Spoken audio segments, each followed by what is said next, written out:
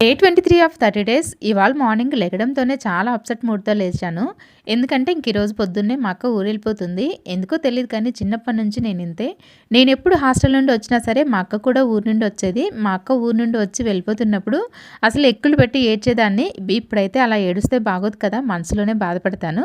ఇక నా ప్లేస్‌లో మా పిల్లలైతే బాగా ఏడుస్తారు. మా అక్కొచ్చి ఊరెళ్ళిపోయింది అంటే.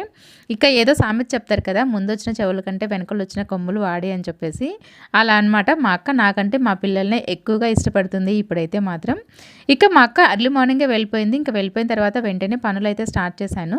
అప్పుడు చీకట్లో వీడియో తీస్తే కనిపించదు కదా అని చెప్పేసి వీడియో ఏమీ తీయలేదు. బట్టలు వాష్ చేయడము, అంట్లు కడుక్కోవడం, ఈ కసువు తూసుకోవడం ఇవన్నీ కూడా మార్నింగే చేసేసాను. ఆల్మోస్ట్ 6:30 లోపలే అయిపోయాయి. సో అందుకే వీడియో తీయలేదనమాట. ఇక తర్వాత పిల్లలు నేను స్నానాలు చేసేసి పిల్లల్ని రెడీ చేసి బ్రేక్‌ఫాస్ట్‌కి దోసేసిన తర్వాత వాళ్ళకి తినిపించేసి ఇక రెడీ చేసి స్కూల్‌కి పంపించిన తర్వాత కొన్ని ఆర్డర్స్ ఉంటే అవి ప్యాక్ చేసి డిస్పాచ్ చేస్తున్నాను.